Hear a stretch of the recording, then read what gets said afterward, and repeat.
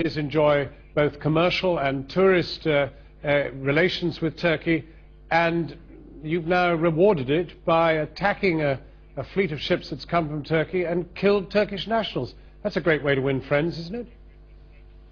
Yes, this is unfortunate indeed. Obviously, over the last few months, the relationship with Turkey has been, the atmosphere has been less positive than it was historically. We think that's regrettable. We'd like to have a much more positive relationship with Turkey, and we'd hope the Turkish government feels the same way about us. So you're going to apologize to them? For what? Killing their nationals. Well, it has to be very clear what happened and how this incident actually developed. There were 6 interceptions yesterday, 6 interceptions, all done by the Israeli Navy. All 5 of them were done peacefully, without violence, without harm to soul, to people. In one place, unfortunately, the hardcore extremists on the boat, as your previous piece showed, used violence, and our soldiers who were in the operation had to defend themselves. They were under very, very serious threat. Their lives were under threat. They had to respond. But as we've also shown tonight, the actual boarding of the Turkish ship, which must have been the most sensitive object in this entire fleet, was completely cack-handed. Well, once again, obviously we're investigating what happened because we're not happy with the fact that there were 9 fatalities. But our servicemen went into this operation as a police operation. The idea was just to take control of the boat and to bring it into the harbour of Ashdod. That was the goal. And obviously the aggression, the violence, the attacks from the people on the boat on our servicemen was something that was enormous. Our servicemen were under a very, very real threat, a very present threat, a threat of their lives, and under such circumstances they are entitled to defend themselves as are British servicemen in similar situations. Have you learnt from what you've done in the last 48 hours? Are you going to be treating the Rachel Corrie, which is on its way from Turkey even now as we speak, is that going to be treated with better respect? Are you going to allow it into its justified port of Gaza?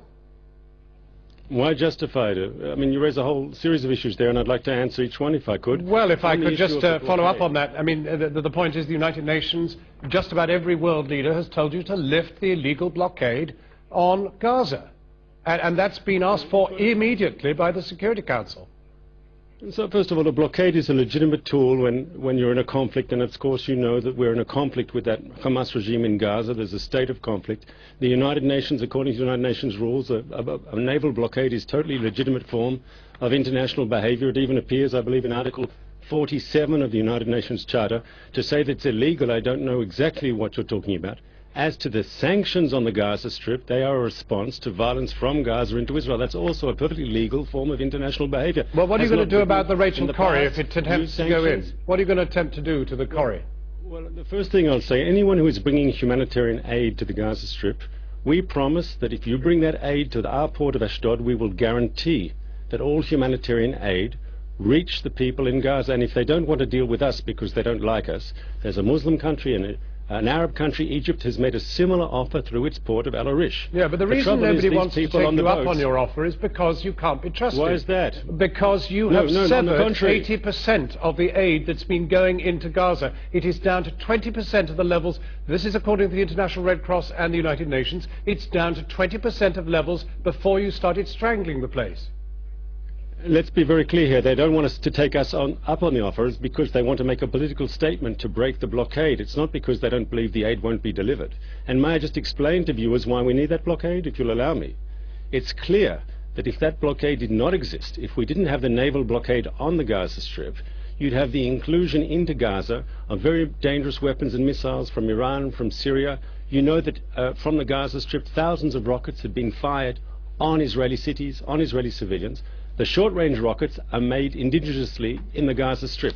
The longer ones, the more dangerous ones, those ones with the most powerful warheads, are military-range Grad rockets. They come, of course, from Syria, from Iran. Right. We have to check cargo going into the Gaza Strip. Let me ask you this then. If your allies, the Turks, and they are still technically allies, decide to accompany the next flotilla with a warship, what are you going to do?